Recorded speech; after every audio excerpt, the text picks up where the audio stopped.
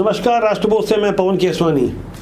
छत्तीसगढ़ अपने 25 साल की रजत जयंती के एक तरफ राज्योत्सव की तैयारी कर रहा है, प्रधानमंत्री का आगमन होने को है, लेकिन छत्तीसगढ़ की राजनीति में जिस तरह से जातिवाद का जहर घोलने की कोशिश की गई, जिस तरह से लोगों को बांटने की कोशिश की गई, जिस तरह से बयान सामने आए, उसकी शुरुआत 26 अक्टूबर की निंदनीय घटना से होती है, जब रायपुर के वीआईपी चौक में किसी मनोज कुर्रे नामक विक्षित व्यक्ति ने छत्तीसगढ़ मातारी की मूर्ति को तोड़ दिया।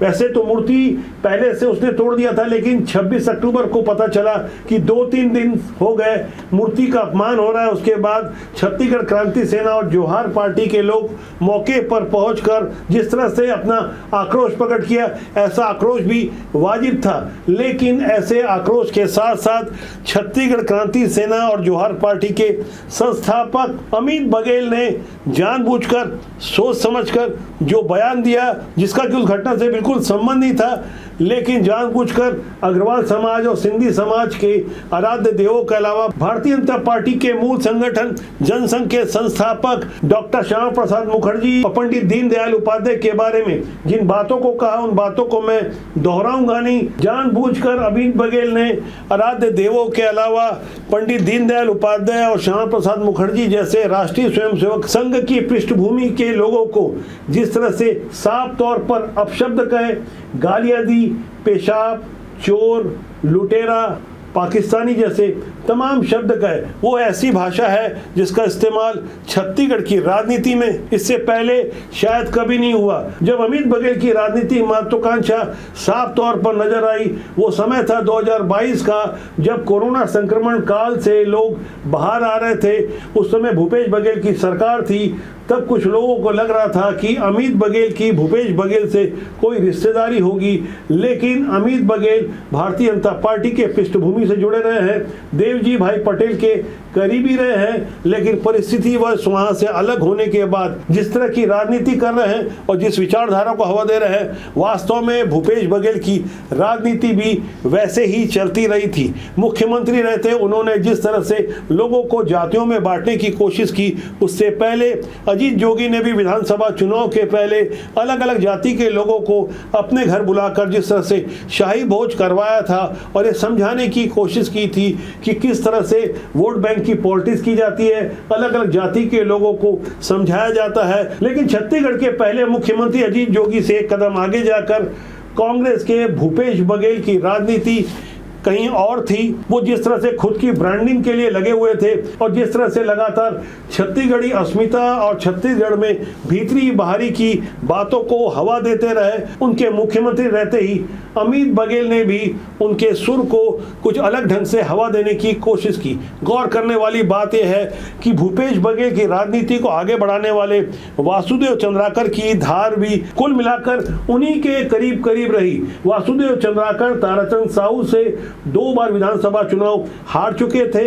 ताराचंद साहू जी का मैं खुद लंबे समय तक, बरसों तक प्रवक्ता रहा। उनकी राजनीति को भी मैंने गहराई से समझने की कोशिश की। 4 बार के सांसद, 2 बार के विधायक और भारतीय जनता पार्टी के पहले प्रदेश अध्यक्ष रहे ताराचंद साहू ने जिन परिस्थितियों में 2009 में भारतीय जनता पार्टी से निकाले जाने के बाद छत्तीसगढ़ स्वाभिमान मंच बनाया था, तब छत्तीसगढ़ स्वाभिमान मंच की भी अपनी एक विचारधारा थी। उन्हीं की विचारधारा से जुड़े हुए कई लोग छत्तीसगढ़ क्रांति सेना में भी है, जोहार पार्टी में भी है, लेकिन छत्तीसगढ़ स्वाभिमान मंच की ओर से भी कभी भी इस तरह से गालियों वाली भाषा का इस्तेमाल नहीं किया गया।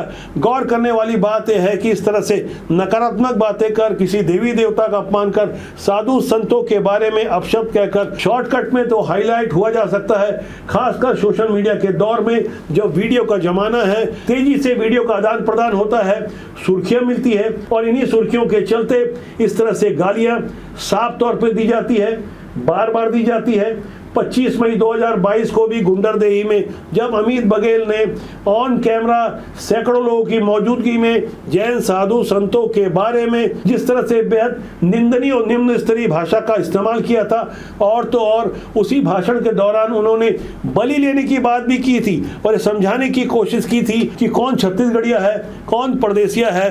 भारत को तोड़ने वाली, सनातन को तोड़ने वाली ऐसी भाषा बोलने वाले कभी भी जिहादी मानसिकता और मिशनरियों के बारे में नहीं बोलते जो कि धर्मांतरण के काम में लगे हैं, लैंड जिहाद के काम में लगे हैं, लॉ जिहाद के काम में लगे हैं, जो वास्तव में छत्तीसगढ़ की अस्मिता और सनातन को तोड़ने का काम कर रहे हैं। इनके विरुद्ध कभी बोल नहीं फूटते, न ही भूपेश बघेल के और न ही अमित बघेल के। फिलहाल अमित बघेल तो जोहार पार्टी के अध्यक्ष बताए जाते हैं, जबकि क्रांति सेना की कमान किसी और को दे दी गई है। 31 अक्टूबर की तारीख क्रांति सेना की ओर से मुकर्रर की गई थी, छत्तीसगढ़ बंद बुलाया जाए, लेकिन कहीं भी इसका असर नहीं हुआ। रायपुर में एक सभा के दौरान पुलिस ने छत्तीसगढ़ क्रांति सेना की बैठक के दौरान ही वहां मौजूद पदाधिकारियों और कार्यकर्ताओं को हाउस अरेस्ट कर लिया। दरअसल छत्तीसगढ़ मातारी की मूर्ति के तोड़फोड़ के विरोध में ये बंद बुलाई गई थी, लेकिन चंद्राकर हॉस्टल महादेव घाट में उन्हें हाउस अरेस्ट कर लिया गया। गौर करने वाली बात यह है कि अमित बघेल को अपने कहे पर कोई पछतावा नहीं है और न ही अमित बघेल के विरुद्ध कांग्रेस या भूपेश बघेल की ओर से कोई बयान सामने आ रहा है। ऐसी अंदर खाने की राजनीति को छत्तीसगढ़ की जनता भी खूब समझ रही है। अमित बघेल की अपमानजनक भाषा के विरुद्ध छत्तीसगढ़ के कई इलाकों में उनके विरुद्ध एफआईआर दर्ज की गई है। ऐसे ही माहौल में शराब पीकर एक सिंधी समाज के विजय राजपूत नामक युवक ने रायगढ़ के चक्रधर नगर में शराब पीकर जिस तरह से उलझुलूर और अपमानजनक भाषा का इस्तेमाल किया गया, सतनामी समाज के आराध्य और भगवान स्वरूप घासीदास बाबा के बारे में जिस तरह से अपशब्द कहते हुए अपने वीडियो बनाए, ऐसे माहौल में तो उस वीडियो के बाद और ज्यादा सामाजिक वैमनस्यता फैलाने की भरसक कोशिश की गई। अमित बघेल की गुरु घासीदास।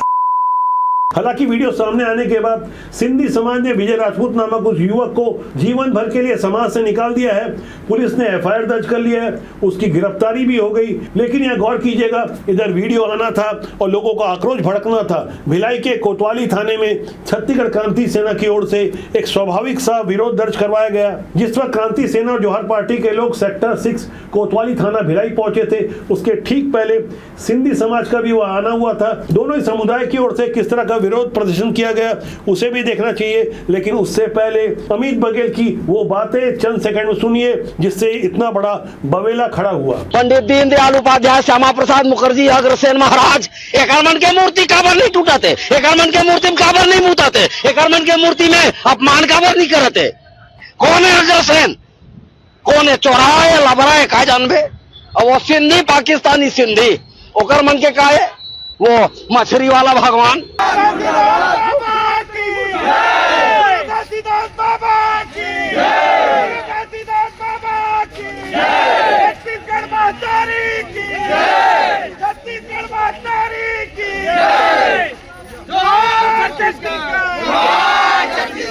क्या बताएंगे आप लोग यहाँ पे पहुंचे थे, क्या मामला है? मैं डॉक्टर एल डेमरा सिंधी समाज की ओर से यहाँ उपस्थित हुआ था। बाकी और मारवाड़ी समाज और सतनामी समाज और अन्य समाज वाले लोग भी यहाँ पर उपस्थित हुए थे। एसपी साहब ने बुलवाया था विशेष रूप से पिछले 2 दिनों से जो घटनाक्रम हो रहा है उसके बारे में चर्चा करने के लिए।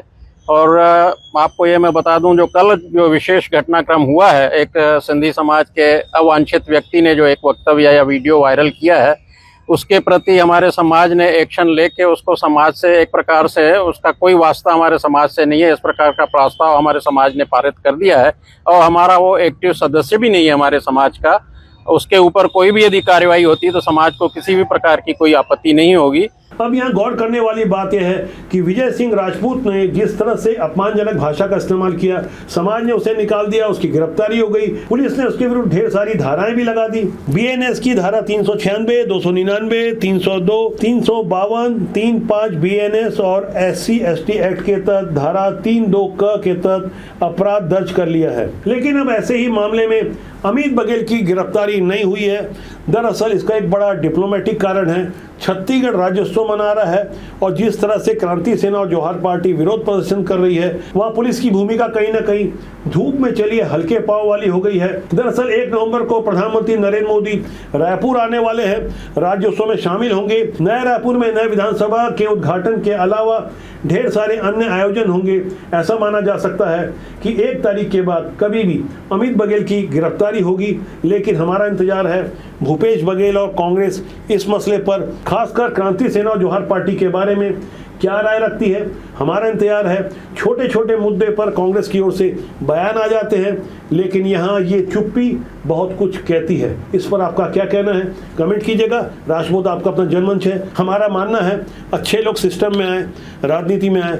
राजनीति बुरी नहीं होती, उसमें काम करने लोग अच्छे या बुरे होते हैं। नमस्कार।